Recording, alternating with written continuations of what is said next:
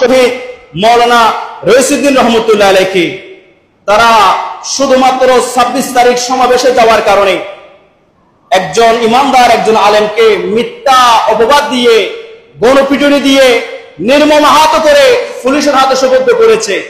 এবং দেখলাম ভিডিওর মধ্যে দেখলাম পুলিশ ওই ইমামকে একটু পানি চাইছে, পানি দেয় নাই, হাজতের মধ্যে নির্যাতন করে অত্যাচার করে ওই আলেমকে শহীদ করা হয়েছে। ইন্না লিল্লাহি ওয়া ইন্না ইলাইহি রাজিউন।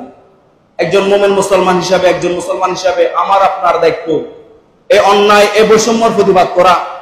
কখনো একজন মানুষের সঙ্গে আকীদাগত মিল থাকতে না পারে, মতাদর্শ ভিন্ন হতে পারে, মতাদর্শ ভিন্ন হবে বিধায় কি একজন মানুষ অন্যায় করেছে, জেনা করেছে, ব্যভিচার লিপ্ত হয়েছে, তাকে মেরে ফেলবেন?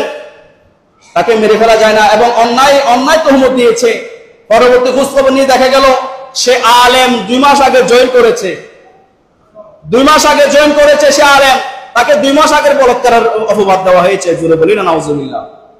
এবং তাকে শুধুমাত্র একটাই কারণে মারা হয়েছে, শানের রিসালাত নারে রিসালাত স্লোগান সে দিয়েছে সেই মসজিদের মধ্যে দুগুলো থাকার কারণে। মুমিন মুসলমানের পক্ষে কথা বললে মুমিন মুসলমান যখন ঐক্যবদ্ধ হয় তাদের গায়ে জ্বালা পোড়া হয়, আছে না নাই? খ্রিস্টানের পক্ষে কথা বললে সংঘবদ্ধভাবে মব জাস্টিস তৈরি করে আইন সাধারণ জনগণের হাতে তুলে দিয়ে উস্কানি দিয়ে মানুষকে পিটিয়ে হত্যা করে আমাদের সমাজ, আছে না নাই? অথচ ইমাম, অথচ খতিব, অথচ আলেম, ইমানের দাবিদার আমরা মুমিন মুসলমান হিসেবে কাফের মুশরিকদের সঙ্গে জিহাদ আমাদের জন্য ফরজ করেছেন, তাদের সঙ্গে জিহাদ করে দ্বীনকে রক্ষা করে আমাদের উপর আল্লাহ ওয়াজিব করেছেন, ফরজ করেছেন।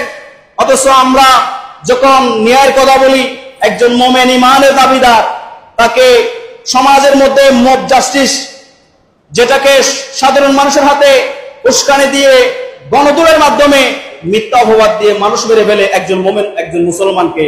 যারা মারে আমার রাসূল 1000 বছর আগে জানিয়ে দিয়েছে তারা হচ্ছে মূলত ওই ব্যক্তির বংশধর।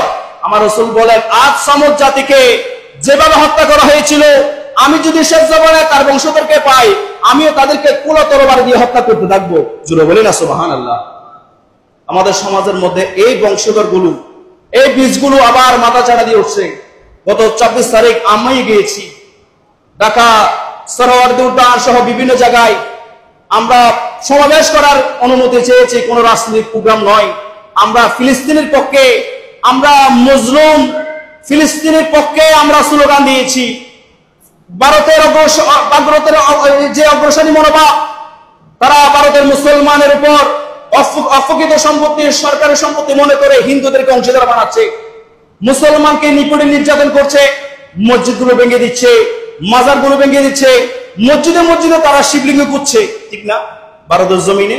আবার তারা রাম রাজ্য বলে আমাদের বাংলাদেশ সহ এই অঞ্চলকে তারা রাম রাজ্য হিসেবে ঘোষণা করেছে। জুড়ে বলি না নাউজুবিল্লাহ।